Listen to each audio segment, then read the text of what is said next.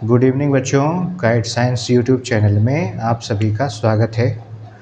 आज मैं फिर से कंटिन्यू कर रहा हूं क्लास 11 की स्ट्रेट लाइन की वीडियो की। पिछले पार्ट में हमने देखा था कि लाइन का स्लोप किस तरह से निकाला जाता है अगर हमको उसका इंक्लिनेशन पता हो।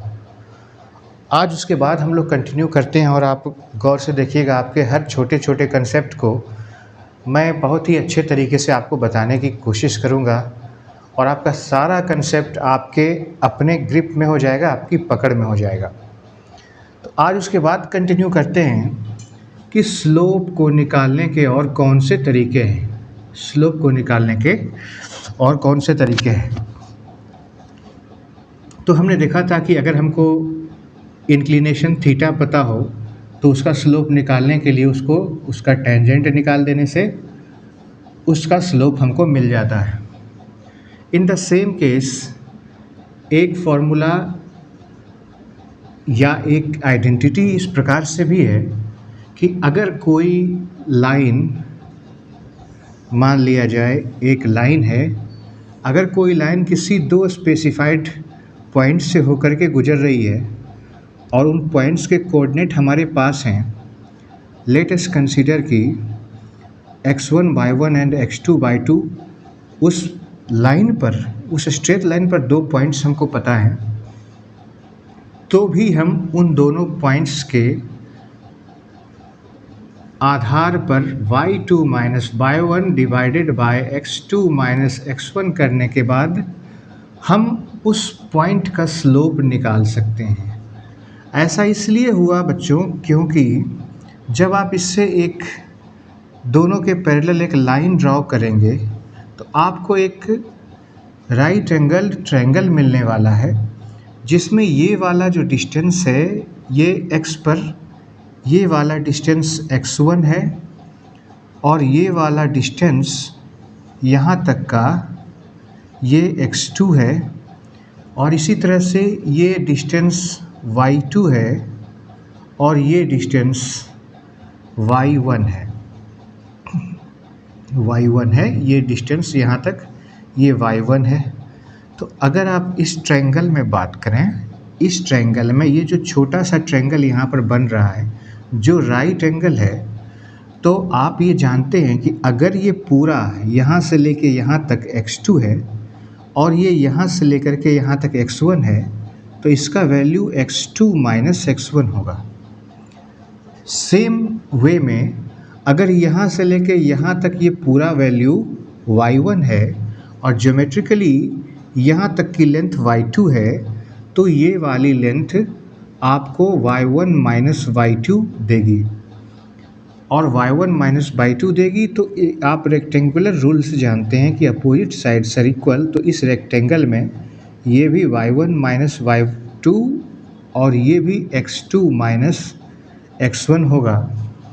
और जो हमको टेंजेंट में जब इसको पुट करेंगे कि tan थीटा, मान लिया जाए ये एंगल थीटा है, तो m equal to tan theta के रूप में जब पुट करेंगे तो tan थीटा इक्वल टू होता है perpendicular by base.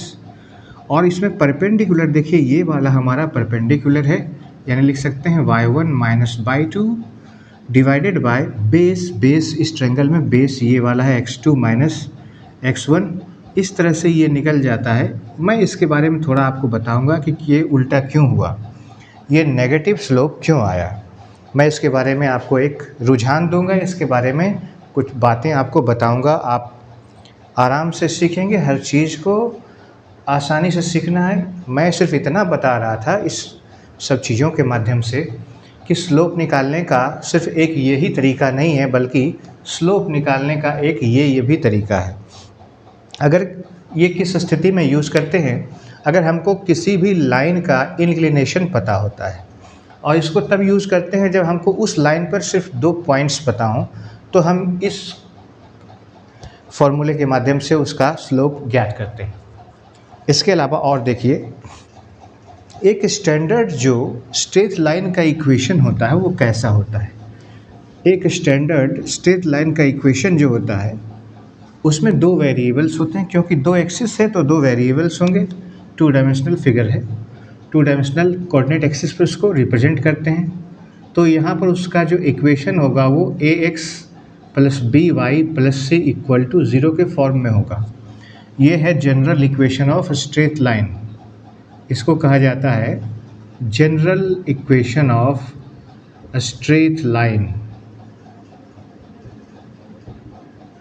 For example 3x plus 2y minus 5 equal to 0 है, तो ये एक स्ट्रेट लाइन को रिप्रेजेंट करता है जिसमें ये वैल्यूज आगे का जो कोफिशिएंट है वो a है, ये 2 जो है ये b है, और ये जो -5 है वो c है।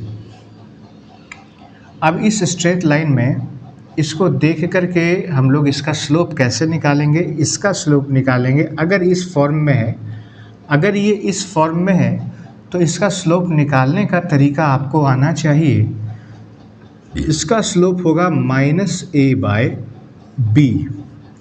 इसका स्लोप आप डायरेक्टली निकाल सकते हैं, वो है -a/b।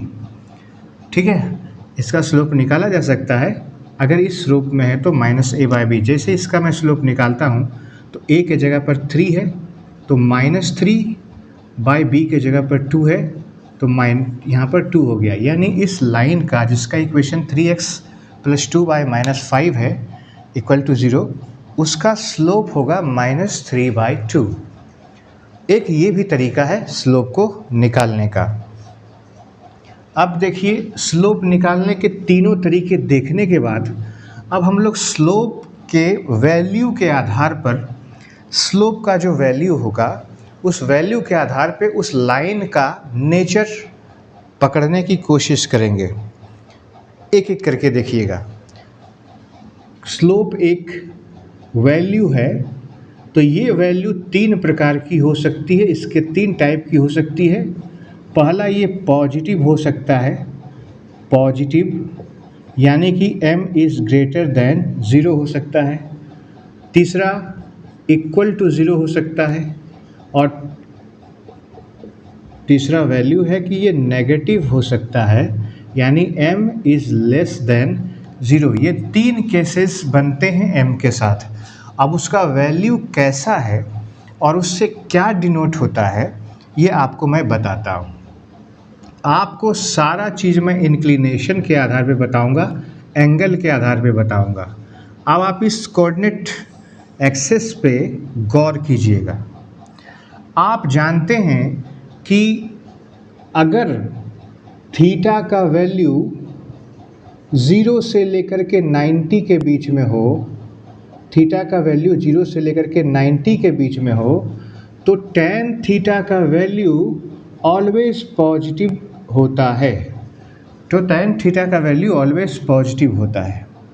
यानी कि अगर x एक्सिस से इस लाइन का झुकाव एक्यूट हो, यानी किसी लाइन का x एक्सिस से इंक्लिनेशन एक एक्यूट एंगल बनाता हो, तो उस लाइन का जो स्लोप होगा वो पॉजिटिव होगा।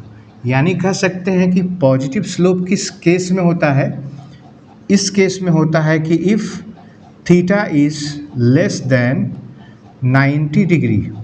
अगर थीटा एक्यूट एंगल है, अगर इंक्लिनेशन एक एक्यूट एंगल है, तो वहाँ पर जो लाइन होगी वो पॉजिटिव, उसका जो स्लोप होगा वो पॉजिटिव होगा। सेकेंड केस, अब देखते हैं कि अगर कोई लाइन इस प्रकार से हो और ये जो वैल्यू है 90 से ज़्यादा, ये यहाँ तक 90 है और उसके बाद ये जो वैल्यू है वो 90 से कुछ प्लस है, एंटी क्लॉकवाइज मैनर में, यानी कि प्लस है, 90 प्लस है, और जो 90 प्लस यानी 90 से ज़्यादा हो वो ऑब्ट्यूज एंगल होता है। तो ऑब्ट्यूज अगर है, थीटा इज़ ऑब्ट्यूज, तो उस केस में जो उसका स्लोप प्राप्त होता है, जो स्लोप प्राप्त होता है वो हमारा नेगेटिव प्राप्त होता है। और जीरो के केस में, स्लोप जीरो के केस में आप लोग जानते हैं कि पैरेलल टू एक्स एक्सिस होता है। ये हमने पहले भी इसके बारे में चर्चा की थी कि अगर किसी लाइन का स्लोप ज़ीरो हो तो वो एक्स एक्सिस के पैरेलल में होगी। पॉजिटिव होगी तो उसका जो इंक्लिनेशन होगा वो इस प्रकार से होगा, एक्यूट एंगल में, एक्स एक्सिस के साथ पॉजिटिव डायरेक्शन में वो एक्यूट एंगल बनाएगी। और अगर उसका स्लोप नेगेटिव होगा तो इसका मतलब है कि पॉजिटिव एक्स एक्सिस के साथ वो लाइन ऑब्ट्यूज एंगल बनाएगी।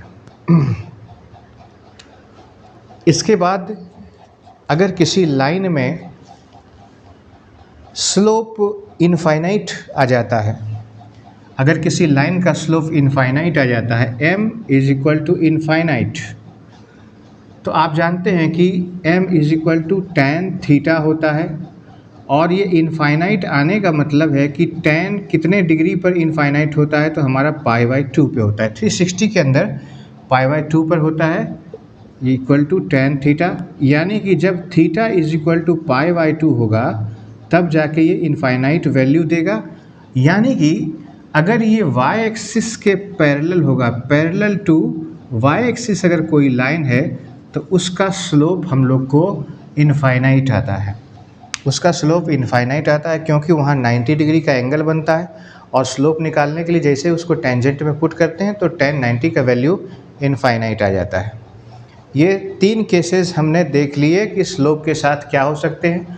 तो स्लोप के वैल्यू को देख करके हम ये अंदाज़ा लगा सकते हैं कि वो लाइन कैसे होकर के गुजर रही होगी, उसका झुकाव किस तरफ होगा। अगर आपसे कोई कह दे कि ये एक लाइन है और इसका स्लोप बताइए पॉजिटिव होगा कि नेगेटिव होगा, तो आप एक परपेंडिकुलर खींच लीजिए, देखिए ये 90 से ज़्यादा है, इसका मतलब कि ऑब्ट्यूज एंगल है। ये इंडिकेट करता है कि इसका जो स्लोप होगा वो नेगेटिव होगा। सीधा याद रख लीजिए ना इस तरह से, अगर ऐसे झुका हुआ हो तो नेगेटिव, ऐसे झुका हुआ हो तो पॉजिटिव, और सीधा y एक्सिस के पैरेलल हो तो इनफाइनाइट, और सीधा x एक्सिस के पैरेलल हो तो 0। इतना सारा ही सिर्फ वेरिएशंस हैं इसके स्लोप और उसके नेचर के बीच में। इसके बाद अब हम लोग इसको सीधा प्रोसीड करते हैं